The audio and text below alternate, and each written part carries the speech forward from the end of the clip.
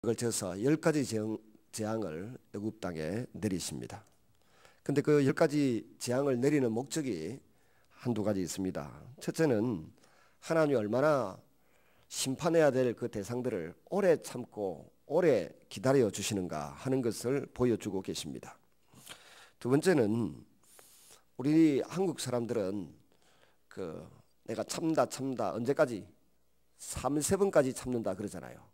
에집트 사람들은 내가 참다 10가지 참는다요. 그러니까 하나님이 10가지 재앙으로 심판하신 목적은 에집트 사람들의 수준에 맞추어서 참아주는 거예요. 우리 한국 사람한테 하나님이 그런 재앙을 내렸다고 하면 몇 번 내리겠습니까? 3번밖에 안 내려요.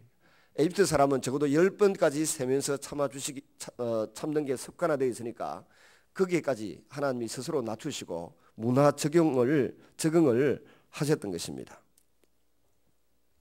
그래서 하나님이 인내하시면서 그 사람들이 회개하고 하나님 앞에 다시 살 수 있는 기회를 자꾸 주시는 것입니다.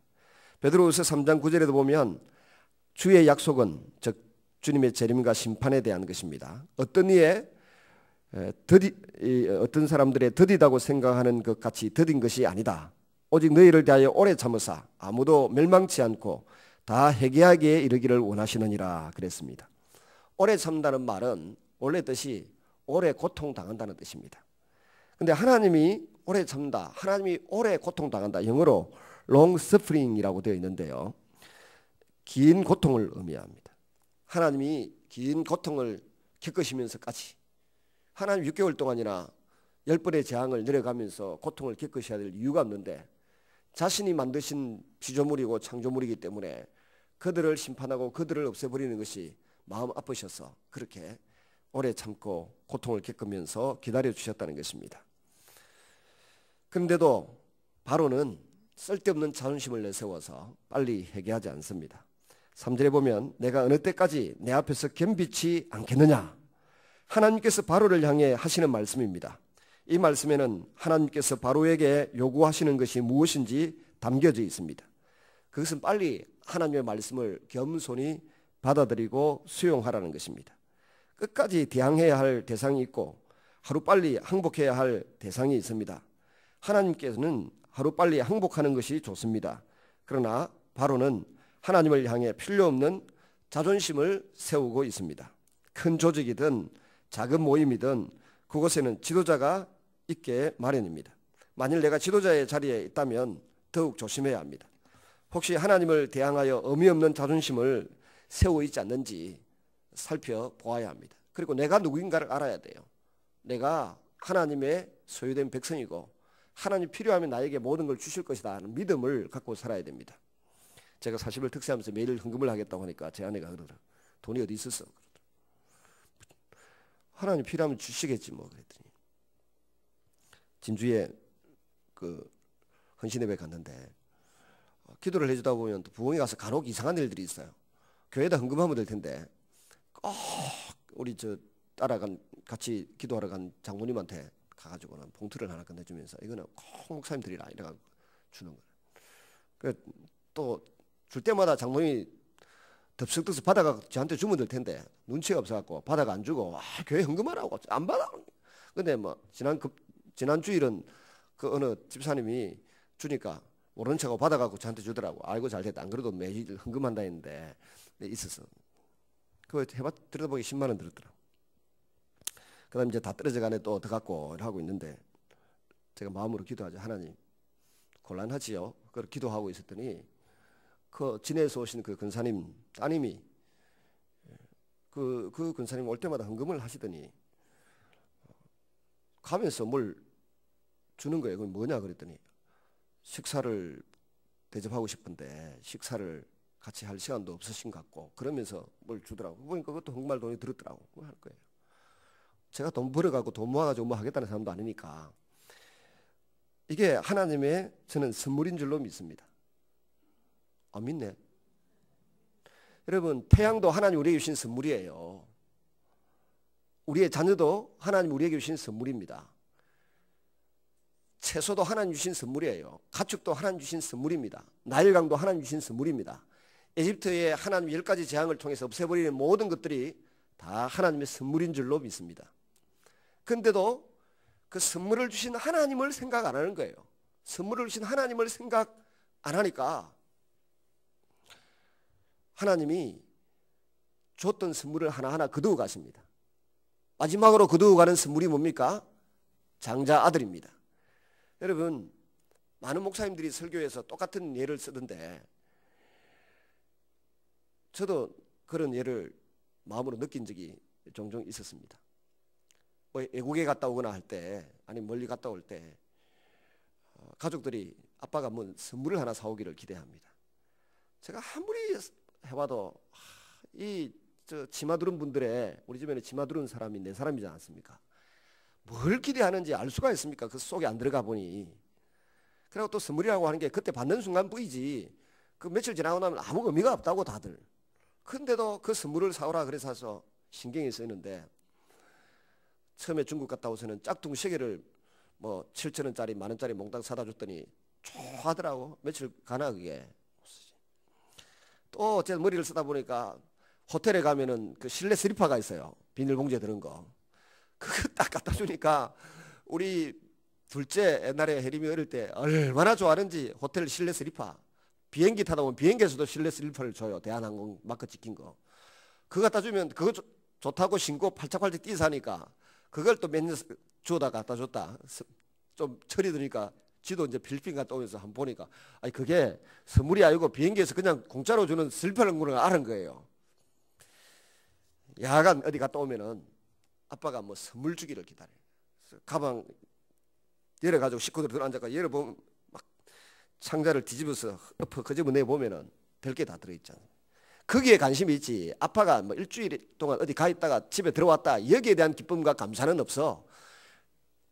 이 배낭 속에, 이 가방 속에 뭐가 들었는가, 항공기 슬리퍼라도 들었는가, 호텔 실내용 슬리퍼라도 들었는가, 거기에만 관심이 있는 거예요. 저는 뭐 그런 감정까지 안 느껴봤는데 많은 목사님들이 그래요. 참 서글프더라. 내가 선물 가져오는 아빠가 중요하지, 그 안에 그는 슬리퍼라든지 선물 그게 뭐 중요하다고 그것만 자꾸 눈을 쳐박고 들여다보고 가방 뺏어가 방에 들어가서 들여다보고 그런지 모르겠다. 하나님의 마음이 그러신 것 같아요. 나일강을 선물로 줘도 하나님이 줬다는 걸 모르고, 개구리를 줘도 선물로 줬으면 우리 한국 사람처럼 잡아다가 뒷다리 그냥 딱 잘라가지고 구워 먹고 볶아 먹으면 그 되게 맛있는데 그것도 해먹을 줄 모르고, 군대 가면요 그 정력제라고 한 번씩 장군들 식탁에 돼지란다. 그렇죠. 개구리 잘라가지고 그거 통째로 또 구워가 주더라고.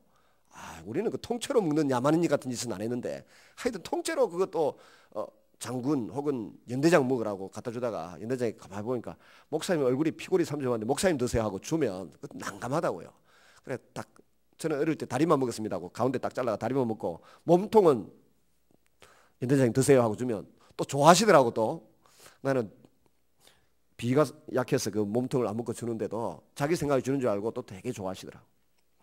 개구리를 선물로 줘도 고마운 줄 모르고 그걸 신으로 섬기고 사니 하나님이 속이 얼마나 상했겠어요.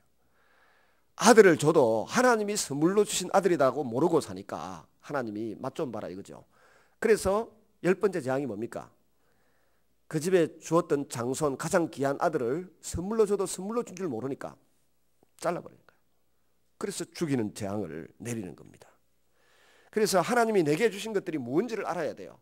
내 인생을 주신 이유가 뭔지를 알아야 돼요. 죽음이 주는 두 가지 중요한 의미가 여기 소개되고 있습니다. 바로의 아들을 죽입니다. 장자를 죽입니다. 왜 그 죽입니까? 하나님 주신 선물인 줄 모르고 바로 자신도 신인 줄 알았습니다. 그리고 그 왕위를 이을 아들 장자도 신인 줄 알았습니다. 그러니까 진짜 신이 아니잖아요. 가짜 신입니다. 가짜 신을 우리는 뭐라고 부릅니까? 우상이라고 부릅니다. 그 우상을 하나님이 전부 깨뜨리시고 부수는 것이 장자재앙입니다. 이스라엘 백성들이 귀하다 소중하다고 생각하는 그 우상을 부수고 장자재앙. 우리 유 목사님이 데리고 온 아반자를 제가 자꾸만 이제 달래기도 하지만 뭐라 하기도 합니다. 뭐라 그러는가 하면 어제 그 첫날 그러더라. 목사님 내가 다 내려놓았습니다. 속으로 어찌나 화가 나든지 내려놓기는 뭘 내려놔. 눈도 제대로 못 뜨고 말도 입을 벌려 말할 힘도 없는 사람이 내려놓기는 뭘 내려놔. 그때 내려놓는 건 내려놓는 게 아니에요. 내가 그건 뭘 하지 못하겠고 이렇게 이야기했어요. 내려놓는다는 건 내처럼 멀쩡할 때 내려놓는 거지. 빨리 내려놔야지. 17살 때 암이 걸려서 지금 35세라 그러는데 뭘. 그러니까 내려놓으려거든. 여러분 건강할 때 빨리 내려놓으세요. 아무 내려놓을 것도 없으면서 뭘 내려놔. 자기 발로 걷지도 못하고 자기 입으로 말도 못하고 자기 힘으로 눈도 제대로 못 뜨고. 맞죠? 이 목사님 눈도 못 뜨고 왔어요. 눈도. 여러분 내려놓으려고 하면 지금 내려놓아야 돼요. 하나님이 내게 주신 생의 의미를 알아야 돼요. 나를 왜 이 땅에 살게 하시고 나에게 뭘 기대하시고 내가 어떤 말을 하고 어떤 행동을 하기를 기대하는지 알고 그 말씀 그 메시지를 붙들고 살아야 되는 거예요. 내게 어디 있습니까? 건강이 내 것 아니고요. 물질이 내 것 아니고 시간이 내 것 아닙니다. 하나님이 나에게 주신 선물이고 우리는 그 선물을 받아서 기뻐하고 즐거워하면서 하나님이 주셔서 감사합니다 하고 하나님을 찬양하고 하나님을 높이고 하나님을 기뻐하는 삶을 살면 되는 줄로 믿으시기를 바랍니다. 죽음은 무서운 일입니다. 애굽 전역의 모든 가정에서 사람의 장자뿐만 아니라 집에서 기르는 가축의 처음 난 것까지도 모두 죽을 것이라고 하는 이 선언의 앞에서 누가 두려워하지 않고 무서워하지 않겠습니까? 강도가 세워지는 재앙을 맞으면서도 바로는 마음을 여전히 강팍하게 했습니다. 이 한 사람의 잘못된 판단이 불러온 현실이 뭡니까? 아무도 피해갈 수 없는 재앙이었습니다. 바로 앞에서 마지막으로 분노 어린 선언을 하고 나오는 모세의 모습을 한번 생각해 보십시오. 처음에는 모세가 바로에게 가는 것 자체를 두려워하고 자격이 없다고 거절했던 그 모세였습니다. 5번이나 설득해야 겨우 다가갔던 모세인데 이제는 용기가 아주 생겼습니다. 단호하게 돌아섭니다. 지혜가 생겼고 담력이 생겼습니다. 돌아설 수 있는 지혜와 용기. 10절에 보시면 같이 읽습니다. 시작. 모세와 아론이 이 모든 기적을 바로 앞에서 행하였으나 여호와께서 바로의 마음을 완악하게 하셨으므로 그가 이스라엘 자손을 그 나라에서 보내지 아니하였더라. 더 완악해졌습니다. 바로는 더 못돼졌습니다. 그래도 그의 마음이 돌아서지 않습니다. 하나님 앞에 겸비해지지 않습니다. 그런데 이런 바로를 보면서 모세는 이제 당신들의 장자는 무조건 죽는다. 이렇게 선언하고 돌아서고 맙니다. 돌아서서 나오는 것도 지혜입니다. 담대해졌고 용기가 생겼습니다. 여러분 주님께서 우리에게 주신 선물이 많습니다. 생명도 그렇고 가족도 그렇고 우리의 시간도 그렇고 먹는 음식도 그렇습니다. 그런가 하면 성령의 은사와 능력도 그렇습니다. 은혜를 사모하고 그 은혜를 받아서 다른 사람을 섬기며 사실 수 있기를 바랍니다. 성령으로 말미암아 주시는 은사가 27가지 정도 된다 그러는데 그중에 우리 성도들을 향하여 한두 가지는 다 주셨습니다. 그 은혜를 다시 회복하고 그 은혜를 붙들고 사는 여러분 되시기를 바랍니다. 부디 바라기는 온갖 질병이 다 우리의 마음먹기에 달렸고 생각하기에 달렸다. 우리의 감정에 달렸고 그렇습니다. 그래서 자꾸 감사하고 찬양하고 즐거워하고 사랑하며 사시는 여러분 되시기를 주님의 이름으로 축원합니다.